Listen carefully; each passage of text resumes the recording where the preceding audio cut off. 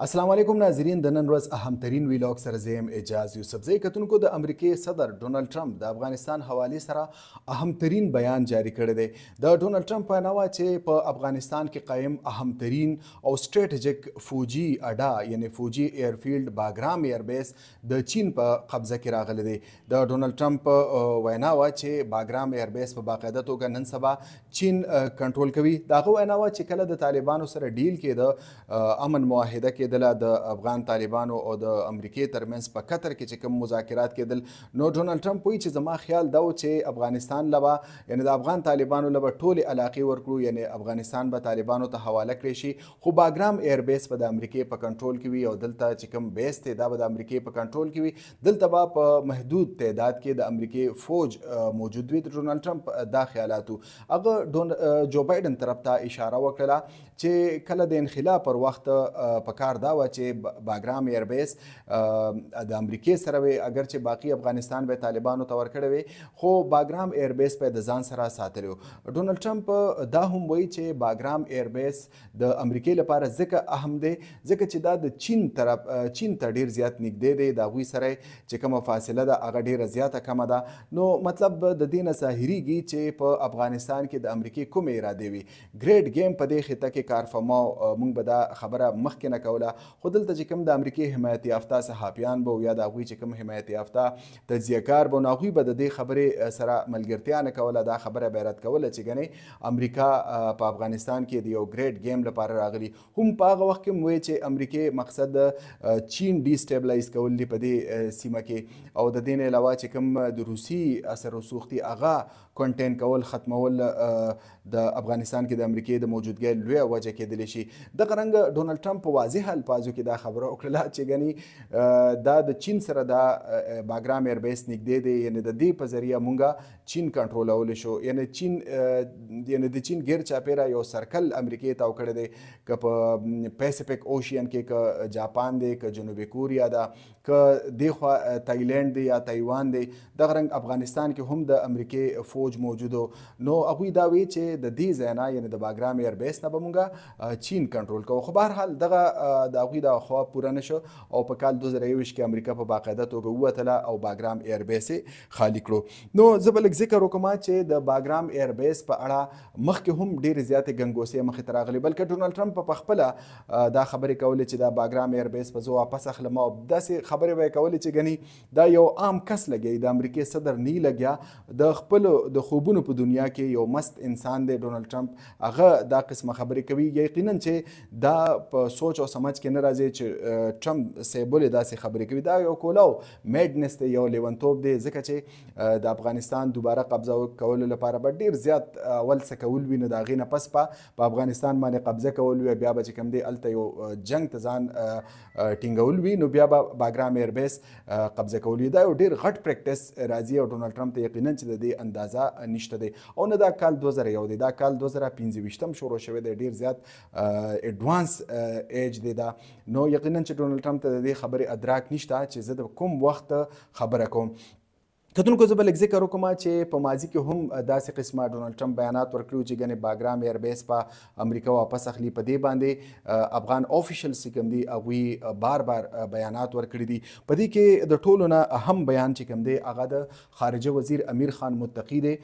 طلوع نیوز سره د خبره کړې ده او هغه وایي که چېرته امریکا افغانستان تسلیم کړي او که تسلیم نه کړي یا ټول افغانستان امریکا ولګي ټول افغانستان آباد کړي خو بیا ورله هم یو انچی افغانستان نه ورکوو ځکه چې دا د ټولو افغانانو دریځ دی امیر خان متقي دا وایي کتونکو زه به اوس لږ راځم باګرام ایربیس ته باګرام ایربیس د افغانستان په شمال کې واقع دی پروان نومې یو صوبه ده په هغې کې باګرام یو ضلع ده او دغه ایربیس په دغه ضلع کې یعنې باګرام ضلع کې قایم دی کتونکو په اول ځل دغه ایربیس په کال 1950 لسیزه چې کومه په دې کې سویت یونین جوړ کړ یو اس اس آر جوړ کړ یعنې کمیونسټ رشیا چې کومه په اول ځل دا ایربیس هغوی جوړ کړو خو بهرحال په افغانستان کې هم د امریکای او د سویت یونین ترمنځ چې کوم سرد جنګ و یعنې سړه جګړه وه هغه په افغانستان کې هم کار فرما وه اگر چې سویت یونین دا ایربیس جوړ کړو خو په دې په زیاته حصه باندې افغان فورسز چې کوم دی هغه تعینات وو په کال 1959 کې د امریکای صدر ایزنهاور چې کوم دی هغه افغانستان ته راغلی و نو هغه هم په دې ایربیس باندې قدم ایښو او د افغانستان چې کوم په هغه وخت کې بادشاه کینګ ظاهر شاه او وزیر اعظم سردار داود او نور آفیشل چې کوم چارواکي چې کوم د امریکای د صدر استقبال یې په دې ایربیس باندې کړی و. کتونکو زه به لږ بیا راځم چې کله په افغانستان باندې سوویت یونین اټیک وکړ په 25 دسمبر کال 1979 باندې نو دا ایربیس هم په براه راست سوویت یونین یعنی د روسي فوجیانو په قبضه کې راغی او دا تر د هغه وخته پورې د دوی قبضه جاري وه کله چې روس د افغانستان نه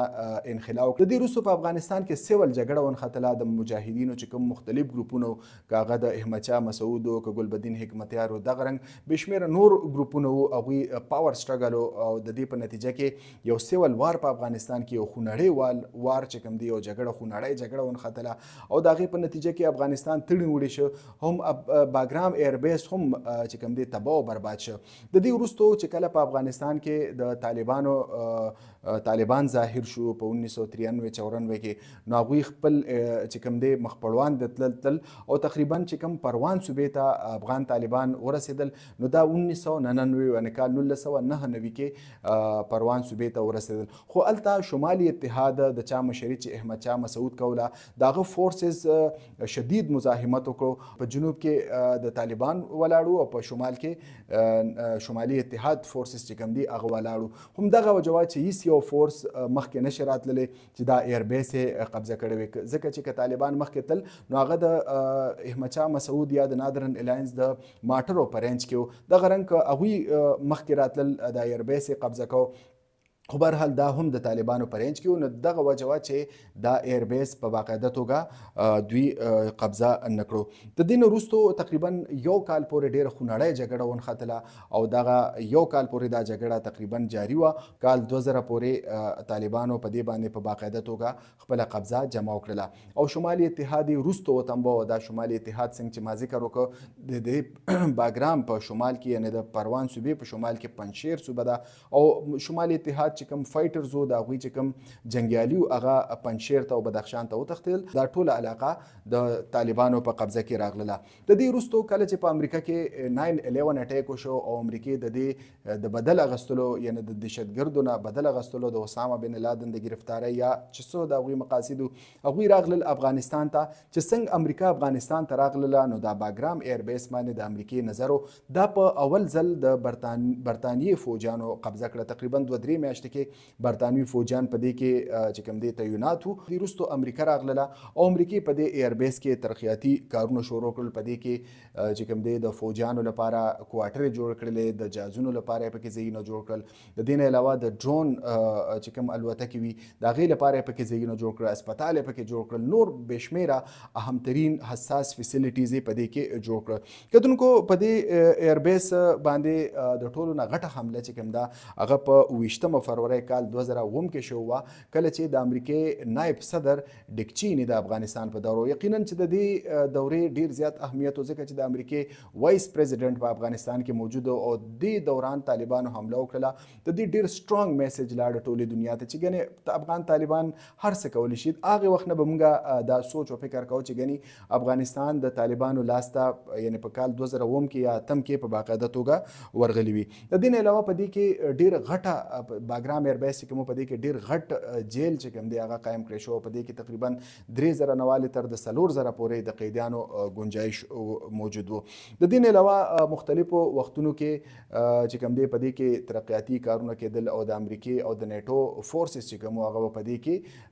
تعیناتو تقریبا 10,000 نه والې تر 12,000 پورې ویل کېږي مختلف رپورټس چې په دې کې به غیر ملکي پوځیان موجود وو. بیا ټایم تېرېده کله چې د طالبانو او د امریکې ترمنځ مذاکرات وشو نو اګست 2021 کې په باقاعده توګه امریکا د افغانستان نه ووتله او د باګرام ایربیس یې پرېښودل او دا اهمترین ایرفیلډ چې کوم د طالبانو په قبضه کې راغی. کتونکو په دې ایربیس باندې بېشمېره اټیکونه شوي دي.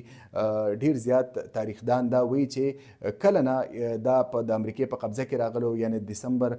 2001 نه چې کله د امریکې په قبضه کې راغلو تر د هغه وخت نه نواله تر د انقلاب پورې هر وخت په دې باندې د ماټرو اټیکونو کله به فایرنګ کله به سو بهرحال په دې کې چې کوم فوجیانو هغه طالبانو